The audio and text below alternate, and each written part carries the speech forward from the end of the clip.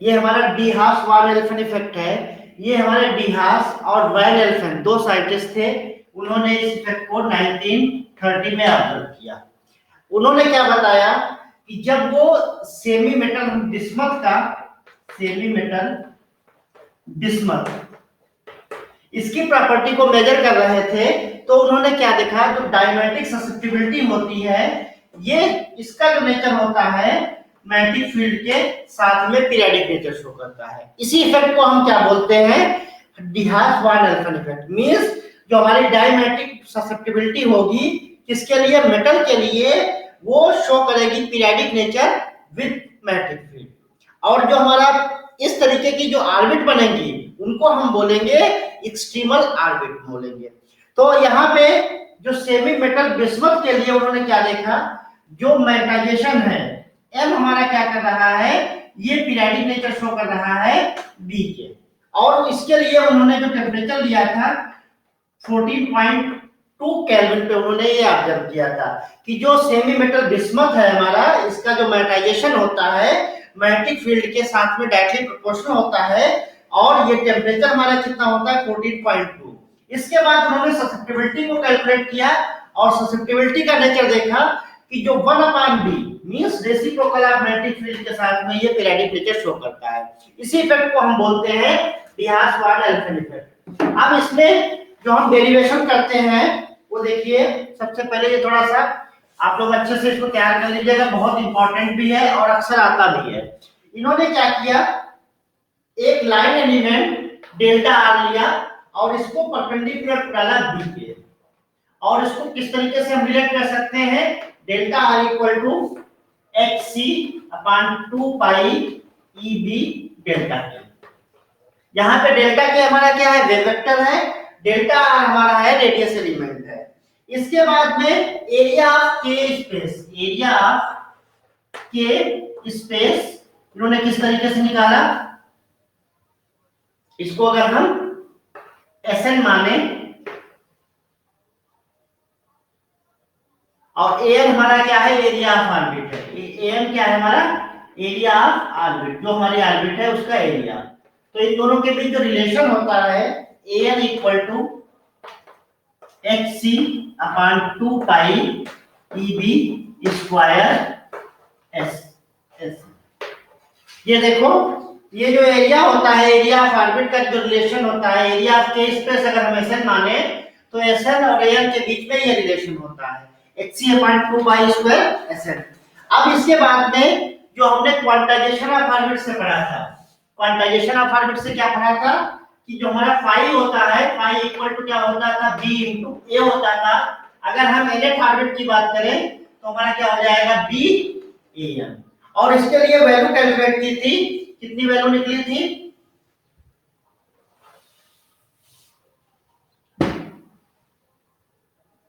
H C upon 2 pi E square, और यहां से अगर हम an की वैल्यू लिखते हैं, an की वैल्यू क्या हो जाएगी, ये H C upon 2 pi E B square into S equal to क्या था, n plus gamma H C upon 2 pi. ये हमने रिलेशन निकाला था phi equal to n plus gamma, जहां पर n हमारा इंटीजर होता था और गामा हमारा फेज करेक्शन होता था। ये हमने कल डेरिवेशन कराया था hc अपॉन 2 पाई। अब यहां से अगर हम सॉल्व करें तो हम क्या लिख सकते हैं, Sn की वैल्यू निकालें। यहाँ पे b भी है, b है और b से हमने इसको क्या कर दिया, मल्टीप्लाई कर दिया। तो देखिए इसको अगर हम सॉल्व करें तो हमारा क्या हो जाएगा, यहां से hc अपॉन 2 पाई एक कैंसिल हो जाएगा, कितना मिलेगा हमारा, और b स्क्वायर से b एक कैंसिल हो जाएगा, क्या हो जाएगा, b Sn into hc upon 2 pi e equal to n plus gamma. और यहां से हम अगर Sn की वैल्यू लिखें तो Sn इक्वल टू क्या हो जाएगा, n प्लस गामा, नीचे का दिख रहा है ना, Sn equal to n plus gamma, और क्या हो जाएगा 2 पाई e, और यहां से हो जाएगा hc, ये हो जाएगा 1/b। ये हमारा रिलेशन निकल आएगा एरिया ऑफ के स्पेस और मैट्रिक फील्ड के बीच में रिलेशन। इतना क्लियर है? ये देखो यहाँ पे हमने कुछ टर्म्स को रिलेशन हमने यहाँ पे डायरेक्ट लिख दिया है, उसको आप लोग भी ऐसे डायरेक्ट उसको समझ लीजिएगा। बाकी ये रिलेशन में हमने क्या माना था, जो हमारा एरिया ऑफ ऑर्बिट पे जब मैग्नेटिक फील्ड लगाते हैं तो जो फ्लक्स होता है b इंटू ए होता है, और b डॉट ए करेंगे तो अगर एलेट ऑर्बिट की बात करेंगे तो बी एल लिख देंगे, और यहाँ से हमने ए एल की वैल्यू लिख दी, तो हमारा ऐसे। हाँ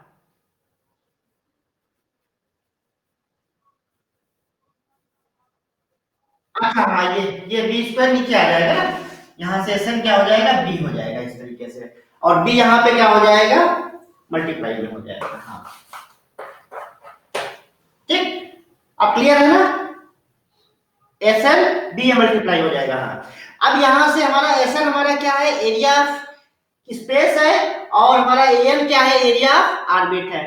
डिहास वाला इफेक्ट क्या इफेक्ट बताता है कि oscillation of magnetic moment of a metal as a function of static magnetic field intensity. This effect can be observed in pure specimen at low temperature in strong magnetic field. जैसे de Haas वाला effect ने क्या किया था, low temperature पे observe किया था bismuth के लिए। तो जितने भी हमारे डिहास वाला इफेक्ट शो करते हैं मेटल, वो हमारे सारे क्या होते हैं, लो टेम्परेचर और स्ट्रॉन्ग मैग्नेटिक फील्ड पर ही शो करते हैं। और इस इफेक्ट में एक बात ध्यान रखी जाती है, जो इलेक्ट्रॉन का स्पिन है, इलेक्ट्रॉन स्पिन को हम नेग्लेक्ट करते हैं, केवल हम इलेक्ट्रॉन के क्या करते हैं, ऑर्बिटल मोशन को ही कंसीडर करते हैं। अब ये हमारा एरिया एलेट ऑर्बिट आ गया। अगर हम दो सक्सेसिव ऑर्बिट की बात करें तो हम क्या लिख सकते हैं, अगर हम n माने और एक हम दूसरी रेडियस n-1 माने, तो सक्सेसिव के लिए हम क्या लिखेंगे, delta S equal to S N minus S N minus 1। और यहां से जब हम चेंज करेंगे तो देखिए यहाँ से 2 पाई ई हमारा ये कॉमन हो जाएगा, एच सी भी कॉमन हो जाएगा, और n के प्लेस पे हम जब लिखेंगे n plus gamma minus n minus gamma plus, तो n गामा और माइनस n गामा ये दोनों आपस में कैंसिल हो जाएंगे, और साथ में क्या आ जाएगा, b आ जाएगा यहाँ से। तो हमारा डेल्टा एस इक्वल टू क्या हो जाएगा, एरिया ऑफ सक्सेसिव ऑर्बिट। दो ऑर्बिट के बीच में कितना एरिया होगा, 2 pi E B upon H C, ये हमारा हो जाएगा area between two successive orbit. अब ये जो जिस तरीके से यहाँ पे डेल्टा एस हमारा क्या है, बी के साथ में वेरी कर रहा है, इस तरीके के ऑर्बिट को हम क्या बोलेंगे, एक्सट्रीमल ऑर्बिट। इसको क्या बोलेंगे, अभी इसका शेप दिखाएंगे, एक्सट्रीमल ऑर्बिट।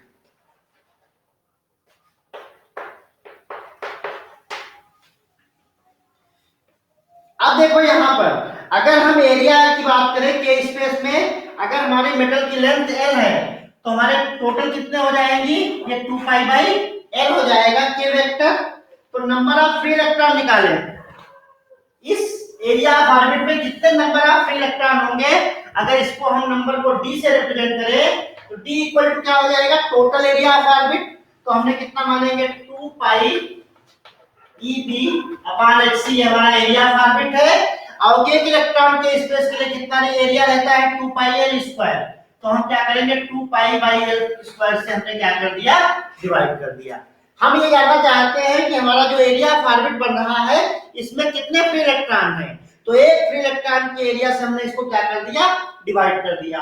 तो D इक्वल टू हमारा हो जाएगा number of free electron in area of this orbit. तो D इक्वल टू हो जाएगा 2 pi E B H C 2 pi upon L square. इसको जब सॉल्व करेंगे यहां से देखिए तो ये हो जाएगा 2 pi E B upon H C, और यहां से हो जाएगा 4 पाई स्क्वायर एल स्क्वायर।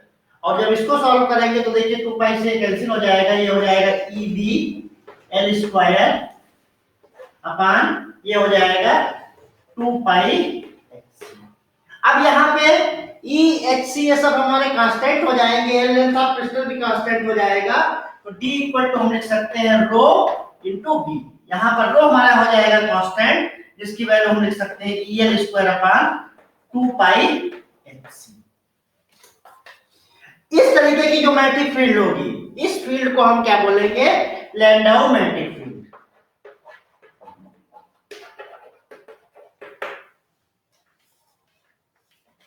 इसके बाद अगर हम फर्मी लेवल की डिपेंडेंस की बात करें, तो डिपेंडेंस की जब बात करते हैं तो जब हमारे इलेक्ट्रॉन, अगर हमारे कैपिटल एन इलेक्ट्रॉन हो एब्सोल्यूट जीरो टेम्परेचर पे, तो जितने भी हमारे लैंडाउ लेवल होंगे वो कंप्लीटली फिल्ड होंगे।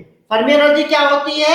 वो एनर्जी जहां तक हमारे क्या हो, कंप्लीटली फिल्ड हो, और उसके बाद की स्टेट में हमारे क्या होते हैं, कंप्लीटली एम्प्टी होते हैं। तो ये लैंडाउ एनर्जी लेवल हमारे क्या हो जाएंगे, ये कंप्लीटली फिल्ड होंगे। और हम मान लेते हैं हमारा मैग्नेटिक क्वांटम नंबर क्या है, एस है। यहां तक क्या हो जाएंगे, ये कंप्लीटली फील्ड होंगे। और जैसे इसके बाद की स्टेट होगी, मतलब इसके बाद अगर हम s+1 मानेंगे, तो वहां पर ये हमारे क्या हो जाएंगे, पार्शियली फील्ड होंगे। और s इक्वल टू,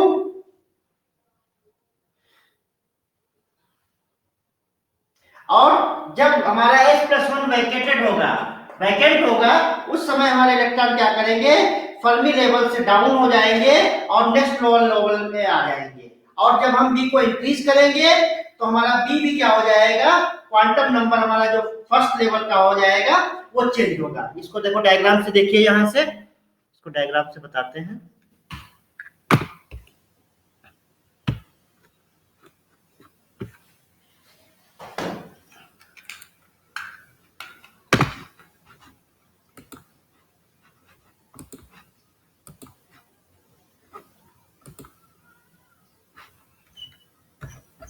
ये देखो इस तरीके की जो ऑर्बिट बनेगी, इसको हम बोलेंगे एक्सट्रीमल ऑर्बिट। ये यहाँ पर हमारा क्या है, ये ए बी एरिया है, लेकिन सी डी यहाँ पर हमारा क्या है, ये एक्सट्रीमल ऑर्बिट नहीं है।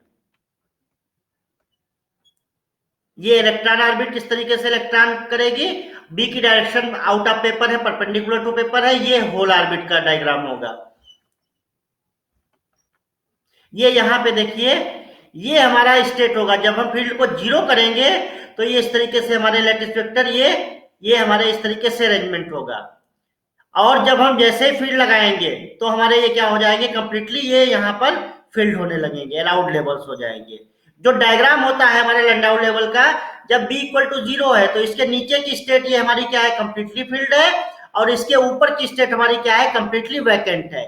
लेकिन जैसे ही हमारा यहाँ पे ट्रांजिशन होता है, तो ट्रांजिशन में क्या हो जाता है, अपर लेवल से इलेक्ट्रॉन क्या कर जाता है, नीचे जंप कर जाता है, जिसके कारण यहाँ पर जो हमारा जो डिफरेंस है वो h omega equal to E H upon एप्रासी b1 आ जाता है। यहां से देखिए ये इस तरीके से डायग्राम में। अगर हम इलेक्ट्रॉन 48 की बात करें तो यहाँ पे 16 इलेक्ट्रॉन में इस तरीके से डायग्राम होगा, 19 में इस तरीके से डायग्राम होगा, और 24 में इस तरीके से डायग्राम होगा। ये यहाँ पे क्रिटिकल फील्ड की बात करें तो हमारे ये नंबर ऑफ इलेक्ट्रॉन्स हो गए, और ये हमारे क्या हो जाएंगे, मैग्नेटिक फील्ड की डायरेक्शन है। तो दोनों के बीच में हमारा जो हो जाएगा, पार्शियली फील्ड होंगे level at T equal to 0 पे। और जैसे हमारा हाईएस्ट कंप्लीटली फील्ड लेवल होगा, उस तरीके से हमारा ये रेड लाइंस क्या बता रही हैं कि यहाँ पर हमारे चेंजेस होने लगेंगे क्रिटिकल फील्ड के। ये जो हमारा ग्राफ है 100/b के साथ में बनाया गया है। फर्मी सरफेस अगर कॉपर की बात करें तो कॉपर में इस तरीके से डायग्राम आएगा। यहाँ पर मोनोवैलेंट एफसीसी मेटल शो कर रहा है, जिसके n इक्वल टू क्या हो जाएगा, 4/a³। और शॉर्टेड डिस्टेंस कितनी हो जाएगी, डिस्टेंस बिटवीन हेक्सागोनल फेस। इस तरीके से हम इसको ये कैलकुलेट कर सकते हैं। इसी में हमने ब्रिलॉयन जोन बताया था, तो ब्रिलॉयन जोन के लिए देखिए, ये हमारा जो π/a और -π/a में होगा, ये हमारा फर्स्ट ब्रिलॉयन जोन होगा। सेकेंड वाला हमारा ग्रीन एरिया से दिखाया गया है, और थर्ड वाला पिंक से, और फोर्थ वाला ब्लू से। इस तरीके से ये हमारे डायग्राम बनेंगे, ये फर्स्ट, सेकेंड और थर्ड। ये हमारा क्या है, ये है थर्ड, ये है सेकेंड, और ये हमारा क्या है, फर्स्ट है। ये देखिए इस तरीके का शेप होगा। फर्स्ट में केवल डॉट होगा, ये हमारा π/a -π/a के बीच बनेगा। सेकंड हमारा क्या हो जाएगा, 2π/a के बीच बनेगा, और थर्ड हमारा क्या हो जाएगा, 3π/a और उसके बीच में बनेगा 2π/a के बीच में। ये देखिए यहां से किस तरीके से हम ये सरफेस को बनाते हैं।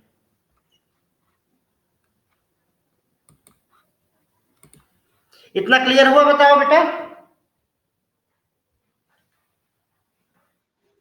अब यहां से देखो, जो हमारा नंबर ऑफ इलेक्ट्रॉन आए हैं, अगर हम क्रिटिकल फील्ड की बात करें तो क्रिटिकल फील्ड अगर हम मान ले BS है,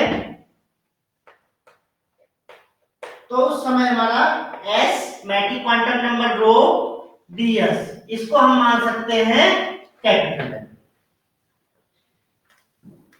जब हमारी क्रिटिकल फील्ड पे होगी तो हमारा कोई भी लेवल क्या होगा, पार्शली ऑक्युपाइड नहीं होगा। उस समय हम मान सकते हैं टोटल नंबर ऑफ इलेक्ट्रॉन की वैल्यू क्या हो जाएगी, स्पिन क्वांटम नंबर एस रो हमने बताया था EL²/hc और bs हमारा क्या हो जाएगा, स्टैटिक फील्ड। अगर हम मैट्रिक क्वांटम नंबर n माने तो लैंडाउ एनर्जी लेवल्स कितने होते हैं, EL इक्वल टू होता है n-1/2 और ये होता है h ओमेगा c/2π। यहाँ पे ओमेगा सी हमारा होता है साइक्लोट्रॉन फ्रीक्वेंसी। ओमेगा सी हमारा क्या होता है, साइक्लोट्रॉन फ्रीक्वेंसी, जिसकी वैल्यू क्या होती है, ओमेगा सी इक्वल टू होता है EH/m×c। यहाँ पे EB/m×c। m× हमारा क्या है, इफेक्टिव मास ऑफ इलेक्ट्रॉन। अगर हम total number of energy levels निकाले जो हमारे फुल्ली ऑक्युपाइड हो तो हम क्या करेंगे, n इक्वल टू 1 to हम क्या कर देंगे, s तक कर देंगे, क्योंकि s जब हम स्पिन क्वांटम नंबर ले रहे हैं तो हमारे कंप्लीटली क्या है, ये फील्ड है। तो s equal to n equal to 1 to हम s ले लेंगे d हमारे नंबर ऑफ इलेक्ट्रॉन है। एनर्जी लेवल कितने होंगे, n-1/2 h ओमेगा c/2π। और यहां से इसको जब सॉल्व करेंगे तो देखिए यहां से इनकी वैल्यू चेंज करते जाएंगे तो इसको हम लिख सकते हैं हाफ s²। तो ये हमारा हो जाएगा h ओमेगा c/2π और यहां से हो जाएगा d 1/2 s²। ये हमारे क्या हो जाएगी स्टेट, टोटल एनर्जी लेवल्स हो जाएंगे जो हमारे क्या होंगे, कंप्लीटली फिल्ड होंगे। अगर कंप्लीटली फिल्ड के बजाय अगर हम पार्शियली माने वो एनर्जी लेवल जो हमारे पार्शियली फिल्ड होंगे, उसके लिए देखिए क्या हमारा रिलेशन हो जाएगा, h omega c/2π s plus 1/2 into n minus s। ये हमारा क्या है, ये रिलेशन हमारा पार्शियली फील्ड के लिए है, ये कंप्लीटली फील्ड के लिए है और ये हमारा क्या है, पार्शियली फील्ड के लिए है। तो लैंडाउ एनर्जी लेवल्स कंप्लीटली फील्ड के लिए इस इक्वेशन से देंगे और अनफील्ड के लिए हम क्या दे देंगे, इस इक्वेशन से दे देंगे। और एक्सीलरेशन हमारे जो अकर होंगे, एक्सीलरेशन जो हमारे मैग्नेटिक मोमेंट में होंगे उसको हम कैसे लिख सकते हैं, डेल्टा 1/b इक्वल टू हम लिख सकते हैं 2πEhc और यहां से हो जाएगा s।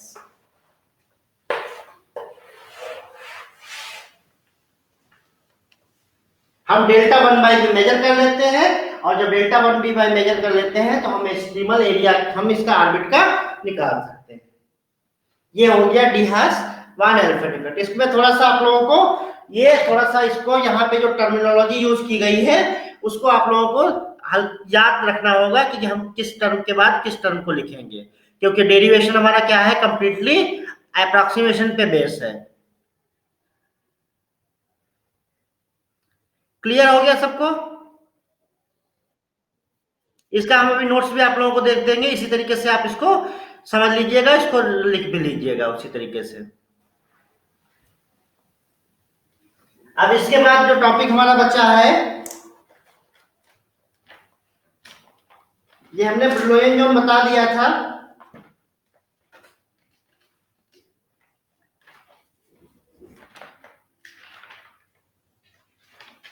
अब हम बात करने जा रहे हैं जोन स्कीम की।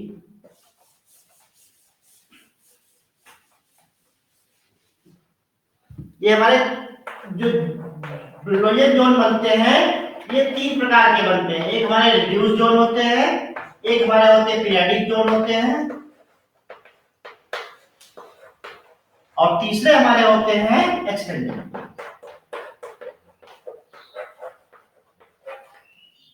यहाँ पे देखिए रिड्यूस जोन मतलब ये ब्रिलॉइन जोन कौन से होंगे, जो केवल हमारे क्या होंगे, फर्स्ट ब्रिलॉइन जोन में बनेंगे। मींस -π/a से लेकर +π/a के बीच में बनेंगे, इनको हम क्या बोलेंगे, रिड्यूस जोन। पीरियडिक जोन क्या होंगे, ये हर रीजन में बनेंगे, -π/a π/a और नेचर कैसा होगा, पीरियडिक नेचर होगा और जितना हमारा रेसिप्रोकल लैटिस वेक्टर होगा उसी के अकॉर्डिंग इनमें क्या होगा, रिपीटिशन होगा।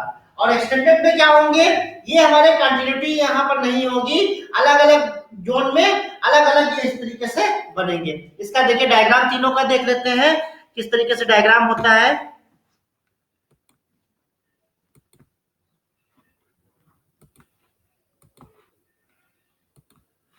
ये देखिए, ये हमारे जो है ये एक्सटेंडेड जोन है। ये देखिए हमारा ये जो हमारा शेडेड वाला पोर्शन है ये फर्स्ट ब्लू रेंज जोन को रिप्रेजेंट कर रहा है। तो एक्सटेंडेड जोन में क्या है, फर्स्ट में भी बनेंगे और यहाँ पे सेकंड में इनकी कंटिन्यूटी क्या हो गई, ब्रेक हो गई। तो इस प्रकार के जोन हमारे जो बनेंगे उनको हम क्या बोलेंगे, एक्सटेंडेड जोन। यहाँ पर जो एप्सिलॉन के होगी इसकी सिंगल वैल्यू होगी। रिड्यूस जोन स्कीम में क्या हो जाएंगे, ये हमारे केवल क्या किसमें बनेंगे, केवल फर्स्ट ब्रिलोनियन जोन में मींस माइनस पाई बाई ए से लेकर प्लस पाई बाई ए के बीच में बनेंगे। और पीरियाडिक हमारे क्या होंगे, ये सारे ब्रिलोनियन जोन में बनेंगे, साथ ही साथ इसमें पीरियाडिक नेचर होगा। मींस जो हमारा रेसिप्रोकल वेक्टर जी होता है उसी के अकॉर्डिंग इनमें रिपीटिशन होता है। इसके एग्जांपल हमारे क्या हो जाएंगे, सिंपल क्यूबिक लैटिस हो जाएगा और टाइट बाइंडिंग अप्रॉक्सीमेशन हो जाएगी। यहाँ पर रिड्यूस जोन स्कीम में हमारी वैल्यू क्या हो जाएगी, एप्सिलॉन के मल्टी वैल्यूड होगी, लेकिन वेव वेक्टर के साथ में इसकी क्या हो जाएगी, सिंगल वैल्यू हो जाएगी। ये इस तरीके से ये डिफरेंट टाइप के। अब यहां से देखते हैं ये हम रिड्यूस जोन कैसे बनते हैं।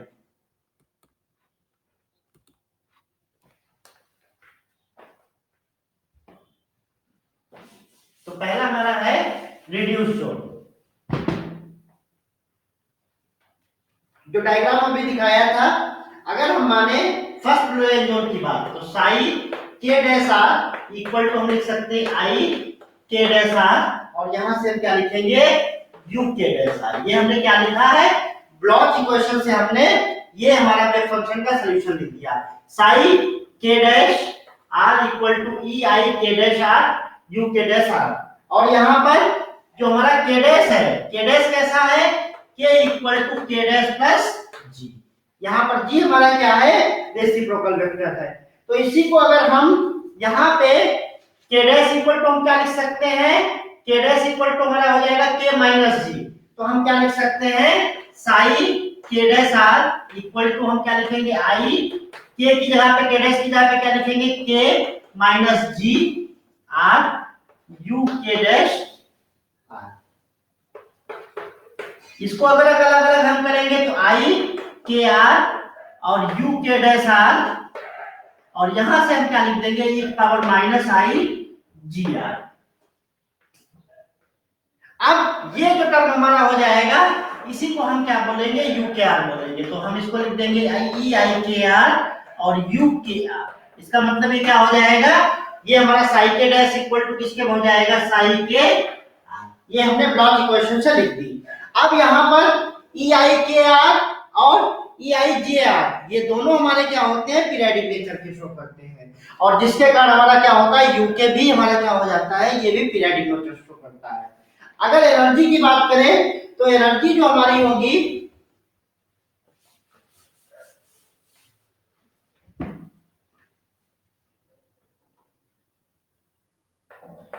एम गामा के जो वेव फंक्शन लिखेंगे इसको हम कैसे लिख सकते हैं, एक्सपोनेंशियल आई के आर यू एन के आर। और उसका जो डायग्राम हमने अभी दिखाया था ये इस तरीके से डायग्राम यहां से बनेगा।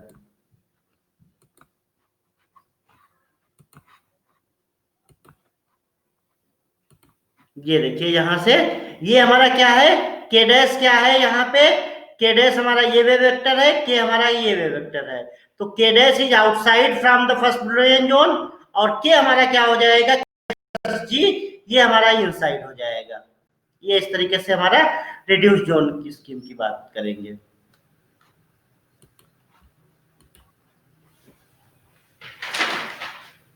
अब पीरियडिक जोन में जो हमारा होता है, पीरियडिक जोन में देखिए क्या होता है, पीरियडिक जोन में हमारी एनर्जी क्या होती है, ई के इक्वल टू ई के प्लस जी। जो रेसिप्रोकल वेक्टर होते हैं उनके करस्पॉन्ड में क्या करती है, नेचर ये रिपीट करती है। और ई के जो अगर हम टाइट बाइंडिंग अप्रॉक्सीमेशन से लिखे माइनस अल्फा माइनस 2 गामा, और यहां से हम लिख सकते हैं कॉस के एक्स ए प्लस कॉस के वाई ए प्लस कॉस के जेड ए। अब इसमें जब हम kx के प्लेस पर kx plus 2 pi by a लिखेंगे तो यहां से रिपीटिशन हो जाएगा कि cos 2 पाई बाई थीटा क्या हो जाता है, cos थीटा हो जाता है। तो यहां से अगर हम रेसिप्रोकल लैटिस वेक्टर को चेंज करें तो यहां से क्या हो जाएगा 2 पाई बाई a x। इससे अगर हम चेंज कर देंगे तो हमारा cos kx कितना हो जाएगा, cos kx a equal to cos और kx plus 2 pi by a, और यहां से जब इसको करेंगे तो ये क्या हो जाएगा cos kx से हो जाएगा। तो कहने का मतलब है जब हम रेसिप्रोकल लैटिस वेक्टर से चेंज करेंगे, रेसिप्रोकल लैटिस वेक्टर क्या होता है, सिंपल क्यूबिक का सिंपल क्यूबिक ही रहता है। तो यहां से kx को 2 पाई बाई a से करेंगे, पाई a कैंसिल हो जाएगा तो रिपीटिशन हो जाएगा। इस तरीके की प्रॉब्लम में हम क्या करते हैं, हमें क्वेश्चन दे दिया जाता है कि एनर्जी का वेरिएशन के साथ में निकालिए। तो यहाँ पर हम जो हमारी कंडीशन दी गई होगी उसी के अकॉर्डिंग हम क्या कर देते हैं, यहाँ पर वैल्यू लिख देते हैं। और cos kx को हम क्या लिखते हैं, cos थीटा इक्वल टू हम क्या लिख सकते हैं 1 minus 2 sine square theta by 2 कर देते हैं। ये हमारा फार्मूला होता है cos 2 थीटा इक्वल टू ये theta by 2, cos theta equal to ये ऐसे होगा, माइनस नहीं होता है, 1 minus 2 sine square theta by 2। तो यहां से हम जो इक्वेशन लिखते हैं, जहां जहां पर हमारा cos है उसको हम क्या लिख देंगे 1 minus 2 sine square theta by 2 से रिप्लेस कर देंगे, और उसके बाद इसको सॉल्व कर लेंगे। जो एनर्जी का जो वेरिएशन आएगा k के साथ में हमारा कैलकुलेट हो जाएगा। तो ये हमारा हो जाएगा एक्सटेंडेड जोन, रिड्यूस जोन और पीरियडिक जोन। पीरियडिक जोन में हमारे क्या होते हैं, मेनली आप लोगों को ध्यान रखना है, पीरियडिक जोन में जितने भी ब्रिलॉयन जोन होंगे फर्स्ट सेकंड थर्ड सब में हमारे जोन बनते हैं।